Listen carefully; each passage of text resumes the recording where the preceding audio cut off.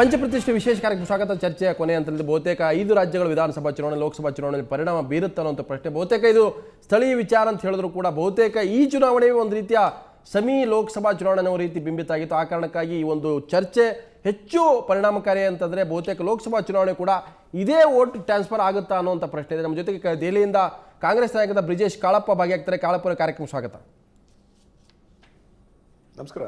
So ಒಂದು ಪ್ರಶ್ನೆ ಇರತಕ್ಕಂಥದ್ದು, ಈಗಿನ ಚುನಾವಣೆಯ ಫಲಿತಾಂಶ ಲೋಕಸಭಾ ಚುನಾವಣೆ ಮಹಾಭಾರತ ಅಂತ ಏನು ಕರಿತೀವಿ ಅದ್ರ ಮೇಲೂ ಕೂಡ ಟ್ರಾನ್ಸ್ಫರ್ ಆಗ್ಬೋದು ಅನ್ನೋದು. ಯಾಕಂತಂದರೆ ಎಲ್ಲೆಲ್ಲಿ ಕಾಂಗ್ರೆಸ್ ಇದೆ ಅಲ್ಲಿ ಆಂಟಿ ಇನ್ಕಮೆನ್ಸಿ ವರ್ಕೌಟ್ ಆಗಿದೆ, ಅಲ್ಲಿ ಭಾರತೀಯ ಜನತಾ ಪಕ್ಷಕ್ಕೆ ಏನಾಗ್ತಾ ಇದೆ, ಭಾರತೀಯ ಜನತಾ ಪಕ್ಷ ಇರೋ ರಾಜ್ಯಗಳು ಅದ್ರ ಕೈಯಲ್ಲಿ ಉಳ್ಕೊಳ್ತಾ ಇದ್ದಾವೆ. ಹಾಗಾದ್ರೆ ಕಾಂಗ್ರೆಸ್ ಸ್ಲೈಟ್ಲಿ ಅದ್ರ ಕಮ್ಮಿ ಆಗ್ತಾ ಇದೆ, ನಿಮ್ಮ ವೋಟ್ ಬ್ಯಾಂಕ್ ಇರ್ಬೋದು, ಸೀಟ್ ಇರ್ಬೋದು.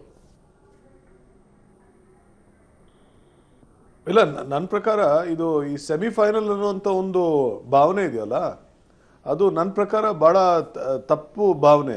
ಏಕೆಂದರೆ 1998 BJP ಸರ್ಕಾರ ಇತ್ತು. ಆ ಟೈಮಲ್ಲಿ 3 ಲಾಸ್ಟ್ ಈ ಕಡೆ ಚುನಾವಣೆಗಳಲ್ಲಿ 3 ಚುನಾವಣೆಗಳಲ್ಲಿ ಕಾಂಗ್ರೆಸ್ ಗೆದ್ದು ಬಂತು. ಬಟ್ 1990 ಚುನಾವಣೆಯಲ್ಲಿ BJPನೇ ಮತ್ತೆ ಹೊಮ್ಮಿ ಬಂತು. Same situation in 2004 last round of elections ಅಲ್ಲಿ BJP ಗೆದ್ದು ಬಂತು. ಬಟ್ 2004 ಅಲ್ಲಿ ಕಾಂಗ್ರೆಸ್ ಎಲ್ಲ formed government in the centre. 2009 ಅಲ್ಲಿ ಕೂಡ ಇದೇ ಪ್ರಕ್ರಿಯೆ ಆಗಿದೆ. According to me this semifinal ಅನ್ನುವಂಥ ಒಂದು ಈ ಭಾವನೆ ಇರುವಂಥದ್ದು, I think it's more press created because issues are either state issues ಅಥವಾ ನ್ಯಾಷನಲ್ ಇಶ್ಯೂಸ್.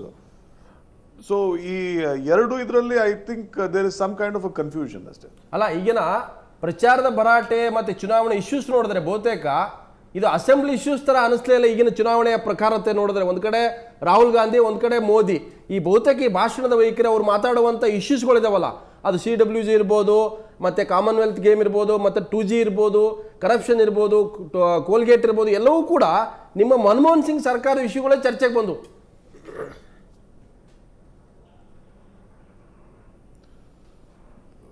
ಇದಕ್ಕೆ ಜವಾಬ್ ಕೊಡೋದಿದ್ರೆ ಇದು ಆಕ್ಚುಲಿ ರಾಹುಲ್ ಗಾಂಧಿ ಇದ್ರ ಬಗ್ಗೆ ಮಾತಾಡಲೇ ಇಲ್ಲ. 2G ಬಗ್ಗೆನೂ ಮಾತಾಡಲಿಲ್ಲ, CWG ಬಗ್ಗೆನೂ ಮಾತಾಡಲಿಲ್ಲ. ಇದೆಲ್ಲ ಮಾತಾಡಿದ್ದು ಬರೀ ನರೇಂದ್ರ ಮೋದಿ ಅವ್ರು ಮಾತ್ರ. ಇವಾಗ ನರೇಂದ್ರ ಮೋದಿ ಅವ್ರಿಗೆ ಏನಾಗಿದೆ ಅಂತ ಹೇಳಿದ್ರೆ, ಅವರು ಒಮ್ಮೆ after being presented as a prime ministerial candidate, ಇವಾಗ ಏನಾಗಿದೆ, ಬೇರೆ 2 ಚೀಫ್ ಮಿನಿಸ್ಟರ್ ಇದ್ದಾರೆ, they also have the same seniority as Narendra Modi. ಇವರು ನಮ್ಮ ಚವಾಣ್ ಆಗಿರ್ಬೋದು ಅಥವಾ ರಮಣ್ ಸಿಂಗ್, ಅವರಿಬ್ರು 10 ವರ್ಷ ಚೀಫ್ ಮಿನಿಸ್ಟರ್ ಉಳಿದಿದ್ದಾರೆ. ಸೊ ಇವರು ನ್ಯೂಮರೋ ಯೂನೋ ಅಂತ ತೋರಿಸ್ಕೊಳ್ಳೋದಕ್ಕೆ ಹೆಚ್ಚಾಗಿ ಬೇರೆ ಬೇರೆ ವಿಷಯಗಳನ್ನು ಮಾತಾಡ್ತಿದ್ದಾರೆ. ಅವೆಲ್ಲ ಆಕ್ಚುಲಿ ಈ ಸ್ಟೇಟ್ ಎಲೆಕ್ಷನ್ ನಲ್ಲಿ ಇವೆಲ್ಲ ದೀಸ್ ಡು ನಾಟ್ ಕೌಂಟ್. ಇವಾಗ ಕಾಮನ್ವೆಲ್ತ್ CWG ಇಶ್ಯೂ ತಗೊಂಡ್ರು ಕೂಡ CWG is a issue of long ago. Shashidhar ಭಟ್ರೆ, ಒಂದು ಪ್ರಶ್ನೆ ಬರ್ತಕ್ಕಂಥದ್ದು, ಸ್ಥಳೀಯ ನಾಯಕತ್ವ ಇದೆ ಕಾಂಗ್ರೆಸ್ಗೆ, ರಾಷ್ಟ್ರೀಯ ನಾಯಕತ್ವ ಇದೆ, ಇಷ್ಟೆಲ್ಲದರ ಮಧ್ಯೆ ಕೂಡ ಅನೇಕ ಒಂದು ಪ್ರತಿಪಕ್ಷವಾಗಿ ಭಾರತೀಯ ಜನತಾ ಪಕ್ಷ ಸಹಜವಾಗಿ ಒಂದು ದೆಹಲಿಯಲ್ಲಿ ಆಡಳಿತ ನಡೆಸುವಂಥ ಕೇಂದ್ರ ಸರ್ಕಾರ ಇಶ್ಯೂಸ್ಗಳನ್ನು ಹೈಲೈಟ್ ಮಾಡಿದ್ದಾರೆ.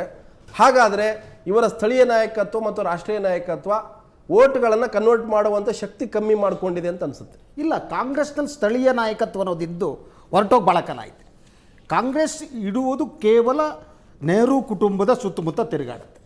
ಅವರು ಎಂದಾದರೂ ಸ್ಥಳೀಯ ನಾಯಕತ್ವ ಬೆಳೆಯೋದಕ್ಕೆ ಅವಕಾಶ ಕೊಟ್ಟಿದ್ರೆ ಕಾಂಗ್ರೆಸ್ ಈ ಸ್ಥಿತಿಗೆ ಬರ್ತಿರಲಿಲ್ಲ. ಜ್ಯೋತಿರಾದಿತ್ಯ ಸಿಂಧಿಯಾರ್ನ CM ಅಂತ ಕ್ಯಾಂಡಿಡೇಟ್ ಅನೌನ್ಸ್ ಮಾಡಿದ್ರೆ ಕಾಂಗ್ರೆಸ್ಸಿಗೆ ಮಧ್ಯಪ್ರದೇಶದಲ್ಲಿ ರಾಜ್ಯ ಮಟ್ಟದಲ್ಲಿ ನಾಯಕತ್ವ ಬೆಳೆಸದೇ ಇರೋದಕ್ಕೆ ಹಲವಾರು ರಾಜ್ಯಗಳನ್ನು ಪ್ರಾದೇಶಿಕ ಪಕ್ಷಗಳಿಗೆ ಕಾಂಗ್ರೆಸ್ ಕಳೆದುಕೊಂಡಿದೆ ಅನ್ನೋದನ್ನು ನೆನಪಿನಲ್ಲಿಡಬೇಕು.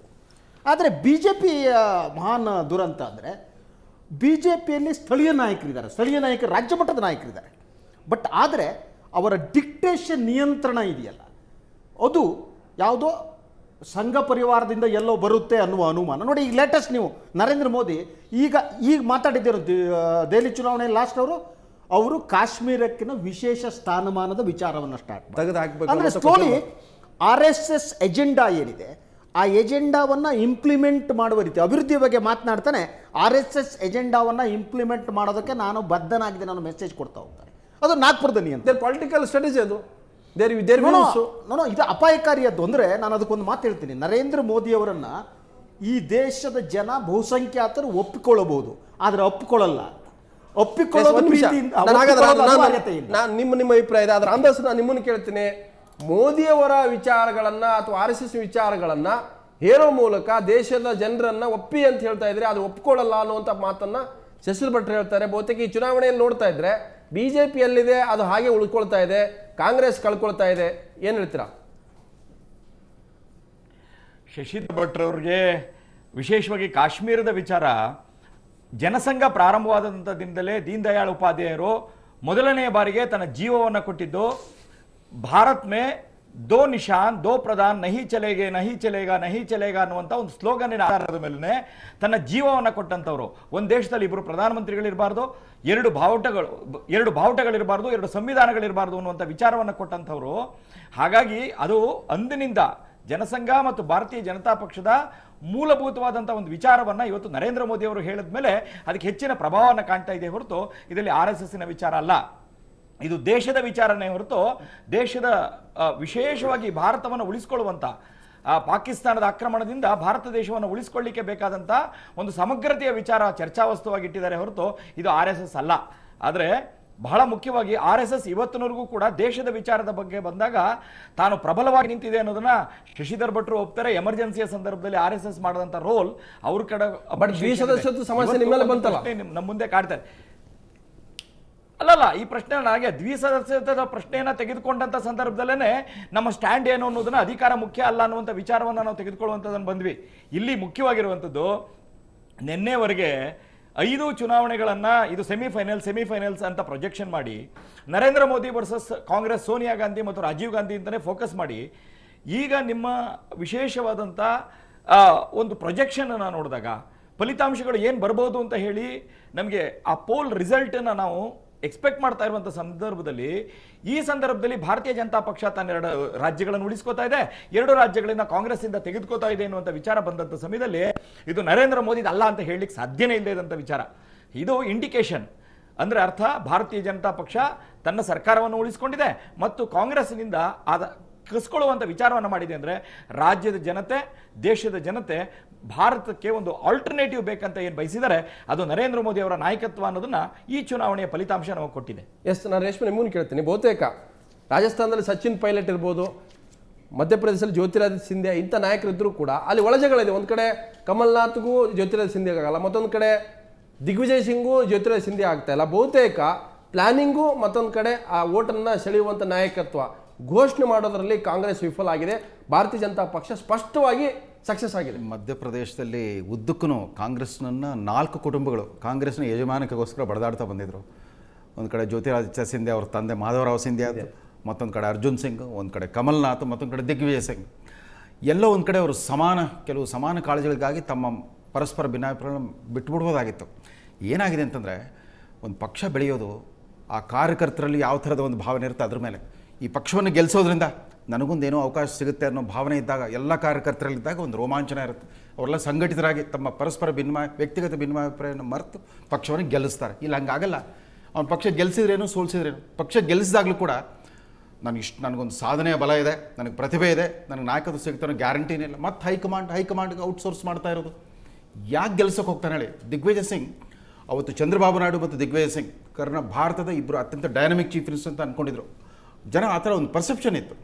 ಪಾಪ 10 ವರ್ಷದ ನಂತರ ಒಂದು ಚುನಾವಣೆ ಸೋತ್ ಕೂಡಲೇ ಒಂದು ಮೂಲ ಗುಂಪು ಮಾಡಿ ಎಲ್ಲೋ AIC ಜನರಲ್ ಸೆಕ್ರೆಟರಿ 10ರಲ್ಲೊಬ್ಬ 11 ಅನ್ನೋ ಥರ ಮಾಡಿಬಿಟ್ರೆ ದಿಗ್ವಿಜಯ್ ಸಿಂಗ್ ಅವರಿಗೆ ಮತ್ತೆ ಮಧ್ಯಪ್ರದೇಶವನ್ನು ಗೆದ್ಕೊಂಡು ಬರಲಿಕ್ಕೆ ಅವ್ರಿಗೆ ಅವಕಾಶನೂ ಕೊಡಲಿಲ್ಲ. ಎಂಟ್ರಿನಲ್ಲಿ ಇದಕ್ಕಿಂತ ಅಸ್ತಿತ್ವ ಕಳ್ಕೊಂಬಿಟ್ರೆ. ಹಾಗೆ ಮಾಡಿದ್ರೆ ಎಲ್ಲಿ ಪಕ್ಷ ಬೆಳೀಲಿಕ್ಕೆ ಸಾಧ್ಯ? ಇದ್ರ ಪರಿಣಾಮ ಏನಾಗಿದೆ? ಕಳೆದ 23 ವರ್ಷದಿಂದ ಗುಜರಾತ್ನಲ್ಲಿ ಕಾಂಗ್ರೆಸ್ ಇಲ್ಲ, ಬಿಹಾರ್ನಲ್ಲಿ ಕಾಂಗ್ರೆಸ್ ಇಲ್ಲ, ಉತ್ತರ ಪ್ರದೇಶದಲ್ಲಿ ಕಾಂಗ್ರೆಸ್ ಇಲ್ಲ. ಇವತ್ತು ಆಂಧ್ರದಲ್ಲಿ ಕಾಂಗ್ರೆಸ್ ಹತ್ತಿ ಉರಿತಾ ಇದೆ.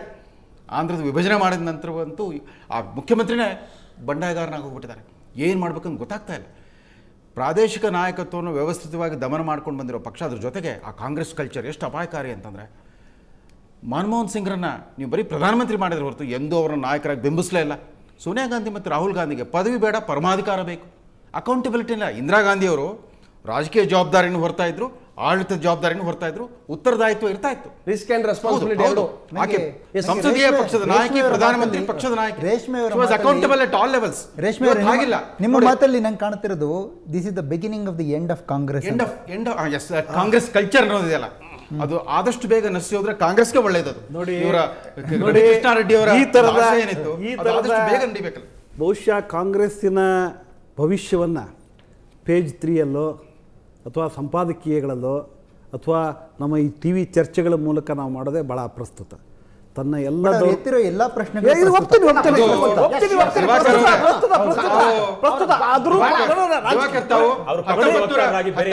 ಎಂಬತ್ತರ ದಶಕದ ಕಾಂಗ್ರೆಸ್ಗಳು ಮಾತಾಡ್ತಿದ್ರಲ್ಲ, ವಿದ್ಯಾವಂತ ಜನರನ್ನ ಮುದುರಿಸೋದು ಬುದ್ಧಿಜೀವಿಗಳು ಅಂತ ದಿಲ್ಲಿ ಇಲ್ಲೋಡೆ ದಿಲ್ಲಿ ರಾಜ್ಯದಲ್ಲಿ ಅತಿ ದೊಡ್ಡ ಸಂಖ್ಯೆ ಅಕ್ಷರಸ್ಥ ಮತದಾರರಿದ್ದಾರೆ. ಅವರೇ ಇವತ್ತು ಪರ್ಯಾಯ ನಾಯಕತ್ವವನ್ನು ಬಯಸ್ತಾರೆ. ದೇಶದ ರಾಜಕಾರಣ ಈ ಮುದುರಿಸೋದನ್ನ ಬಿಟ್ಬಿಡಿ, ವಿದ್ಯಾವಂತರನ್ನೆಲ್ಲ ಬೇಕಾಗಿಲ್ಲ. ಈ ದೇಶದ ಮತದಾರರಿದ್ದಾರೆ. ಈ ದೇಶದ ರಾಜಕಾರಣವನ್ನ ಕಾಂಗ್ರೆಸ್ ರಹಿತವಾಗಿ ಯೋಚನೆ ಮಾಡತಕ್ಕಂಥದ್ದು ಇನ್ನು 100 ವರ್ಷವೂ ಸಾಧ್ಯ ಇಲ್ಲ. ಬಹುಶಃ ಎಲ್ಲ ರಾಜ್ಯಗಳಲ್ಲಿ ತನ್ನ ಅಸ್ತಿತ್ವ ಇವತ್ತು ಕಾಂಗ್ರೆಸ್ ಪಕ್ಷ ಅಧಿಕಾರ ಕಳ್ಕೊಬೋದು, ವಿರೋಧ ಪಕ್ಷದಲ್ಲಿ ಎಷ್ಟು ರಾಜ್ಯಗಳಲ್ಲಿ ಕಾಂಗ್ರೆಸ್ ಹೋಗಿದೆಯಲ್ಲ, ಹೋಗಿರ್ಬೋದು ಸರ್. ಕಾಂಗ್ರೆಸ್ ಪಕ್ಷ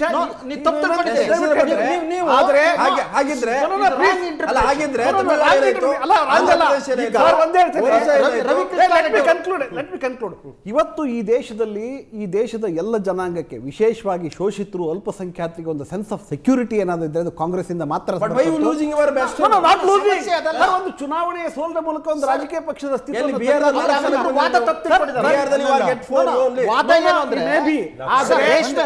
ತಮಿಳುನಾಡು 67ರಿಂದ ಕಾಂಗ್ರೆಸ್ ಅಧಿಕಾರಕ್ಕೆ ಬಂದಿಲ್ಲ.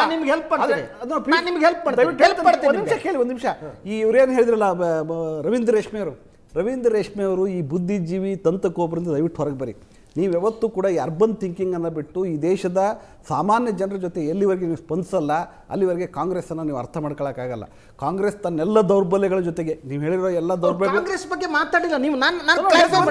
ಇವರು ಒಂದು ಮಾತು ಹೇಳಿದ್ರು ಸರ್, ಒಂದು ನಿಮಿಷ ಒಂದು ಹೇಳ್ತೇನೆ. ಈ ರವಿಕೃಷ್ಣ ರೆಡ್ಡಿ ಅವರು ಹೇಳಿದ್ರು India cannot think of democracy minus Congress. ಇದು 50 ವರ್ಷದಿಂದ ಆಗಿದೆ. ಕಾಂಗ್ರೆಸ್ ರಹಿತವಾಗಿ ದೇಶಕ್ಕೆ ಅವಮಾನ ಮಾಡ್ತಾರೆ. ಕಾಂಗ್ರೆಸ್ ರಹಿತ ಯೋಚನೆ ಮಾಡಕ್ಕೆ ಆಗಲ್ಲ. ರಾಮಚಂದ್ರ ಗುಹಾ ಅವರ ಒಂದು ಮಾತನ್ನ ಅವರು ಪ್ರಸ್ತಾಪ ಮಾಡಿದ್ರು, ಬಹಳ ಅದ್ಭುತವಾದ ಮಾತದು ರವಿಕೃಷ್ಣ ರೆಡ್ಡಿ ಅವರು. ಕಾಂಗ್ರೆಸ್ ಏನಿದೆ ನೆಹರು ಕುಟುಂಬದ ಹಿಡಿತದಿಂದ ಹೊರಬಂದ ಕಾಂಗ್ರೆಸ್, ರಹಿತವಾದ ಕಾಂಗ್ರೆಸ್. ಹಾಗೇನೆ RSS ಹಿಡಿತದಿಂದ ಹೊರಬಂದ ಬಿಜೆಪಿ. ಅದು ಎಲ್ಲ ಆರೋಗ್ಯಪೂರ್ಣ. ಕಾಂಗ್ರೆಸ್ ಬೇಡ ಅಂತ ಯಾರು ಹೇಳಿಲ್ಲ. Nobody said it. ನೀವು ಸುಮ್ಮನೆ ಅವ್ರನ್ನ ಗಲಾಟೆ ಮಾಡ್ತಾ ಇದ್ದೀರಿ. ಡೆಮಾಕ್ರಸಿಕ್ ಪ್ರೋಸೆಸ್ ಅಲ್ಲಿ ಗೆದ್ದಿರೋರಿ ಸೋನಿಯಾ ಗಾಂಧಿ MP ಆಗಿ ಜನ ವೋಟ್ ಹಾಕಿಲ್ಲ. ಅಂದ್ರೆ ನಿಮಗೆ ಆಮ್ ಆದ್ಮಿ ಪಾರ್ಟಿಗೆ ಜನ ವೋಟ್ ಹಾಕಿದ್ರೆ ಅದು ಡೆಮಾಕ್ರಸಿ. ರಾಹುಲ್ ಗಾಂಧಿ ಮತ್ತೆ ಸೋನಿಯಾ ಗಾಂಧಿ ಅವರು ಚುನಾವಣೆಯಲ್ಲಿ ಗೆದ್ದರೆ ಪ್ರಶ್ನೆ ಇರೋದು, ಇವತ್ತು ಪಾರ್ಲಿಮೆಂಟಲ್ಲಿರೋ 38 ಪಕ್ಷಗಳ ಪೈಕಿ 2 ಮಾತ್ರ ನ್ಯಾಷನಲ್ ಪಾರ್ಟಿ ಅಂತ ಹೇಳ್ಕೋಬೋದಾಗಿರೋದು ಕಾಂಗ್ರೆಸ್, ಬಿಜೆಪಿ. ಇನ್ನು 36 ಪ್ರಾದೇಶಿಕ ಪಕ್ಷಗಳು. ಆ 36 ಪ್ರಾದೇಶಿಕ ಪಕ್ಷಗಳು ಎಲ್ಲೆಲ್ಲಿ ಬೆಳೆದಿವೆಯೋ ಅಲ್ಲೆಲ್ಲ ಕಾಂಗ್ರೆಸ್ ಎಲ್ಲ ಕಡೆನೂ ಇದ್ದವರು ಇದ್ದ ಪಕ್ಷ ಕಾಂಗ್ರೆಸ್. ಭಾರತೀಯ ಜನತಾ ಪಕ್ಷ ಎಲ್ಲ ಕಡೆ ಇದ್ದ ಪಕ್ಷ ಅಲ್ಲ, ಬೆಳೆದಿದ್ದು ಆಮೇಲೆ ಅದು. ಸೊ ಅಷ್ಟೂ ಕಡೆನೂ ಪ್ರಾದೇಶಿಕ ನಾಯಕತ್ವ ಎಲ್ಲೆಲ್ಲಿ ಸ್ಟ್ರಾಂಗ್ ಆಗ್ತಾ ಬಂತು, ಪ್ರಾದೇಶಿಕ ಪಕ್ಷಗಳು ಎಲ್ಲೆಲ್ಲಿ ಸ್ಟ್ರಾಂಗ್ ಆಗ್ತಾ ಬಂದವೋ ಅಲ್ಲೆಲ್ಲ ಕಾಂಗ್ರೆಸ್ ನಾಶ ಆಗಿದೆ. ನೋಡಿ ಸರ್, ಇನ್ನೊಂದು ಸರ್ ಹೇಳ್ತೇನೆ. ಕಾಂಗ್ರೆಸ್ ಇವತ್ತು ಹೇಳ್ತಾ ಇದ್ವಿ, ಮಧ್ಯಪ್ರದೇಶದಲ್ಲಿ ಮಾನ್ಯ ರವೀಂದ್ರ ರೇಷ್ಮೆ ಅವರು ಒಂದು ಮಾತು ಹೇಳಿದ್ರು. ಹೌದು, ಅರ್ಜುನ್ ಸಿಂಗ್, ಶುಕ್ಲಾ ಕುಟುಂಬ ಇವರೇ ಇದೆ ಮನೆತನಗಳೇ ಮಧ್ಯಪ್ರದೇಶ ಛತ್ತೀಸ್ಗಢದಲ್ಲಿ ರಾಜಕೀಯ ಮಾಡ್ತಾ ಇದ್ರು. ಇವತ್ತು ಅಲ್ಲೂ ಕೂಡ ಹೊಸ ನಾಯಕತ್ವ ಶುರುವಾಗಿದೆ, ಜ್ಯೋತಿರಾದಿತ್ಯ ಸಿಂಧ್ಯಾ ಬರ್ತಾ ಇದ್ದಾರೆ. ಆದ್ರಿಂದ ನೀವು ಇದೇ ಮಾದರಿಯಲ್ಲಿ ಇವತ್ತು ಪೃಥ್ವಿರಾಜ್ ಚವ್ಹಾಣ್ ಬಂದಿಲ್ವೇನು? ಹಾಗಾಗಿ ನಾಯಕತ್ವ ಜ್ಯೋತಿರಾಜ್ ಸಿಂಧ್ಯಾ ಮಗ ಕೂಡ ಬಂದ್ಬಿಟ್ಟಿದ್ದಾನೆ ರಾಜಕಾರಣ. ಜ್ಯೋತಿರಾಜ್ ಸಿಂಗ್ ಮಗ ಅವನು ವಿದೇಶದಲ್ಲಿ ಓದ್ತಾ ಇದ್ದಂತ ಮದನ್ ಲಾಲ್ ಖುರಾನ ಮಗ ಬರೋದಕ್ಕೆ ಮಲ್ಲೋತ್ರ ಮಕ್ಕಳು ಬಂದಿಲ್ಲ. ಈ ಫಲಿತಾಂಶ ಬಹುತೇಕ ಈ ಎಕ್ಸಿಟ್ ಪೋಲ್ ಬಹುತೇಕ ಕರ್ನಾಟಕದ ರಾಜಕಾರಣ ಆದರೂ ವಿಶೇಷವಾಗಿ ಯಡಿಯೂರಪ್ಪನವರ ಭವಿಷ್ಯದ ಮೇಲೂ ಕೂಡ ಪರಿಣಾಮ ಬೀರುವ ಸಾಧ್ಯತೆ ಇದೆ. ಯಾಕಂದ್ರೆ ಅಂತ ಒಂದು ನಿರೀಕ್ಷೆಗಳನ್ನ ಬಿಜೆಪಿ ಮತ್ತು KJP ಇಟ್ಕೊಂಡಿದೆ. ಅದ್ರ ಬಗ್ಗೆ ಕೂಡ ಕೊನೆಯಲ್ಲಿ ಚರ್ಚೆ ಮಾಡ್ತೀನಿ. ಅದಕ್ಕಿಂತ ಮೊದಲು ಬ್ರೇಕ್.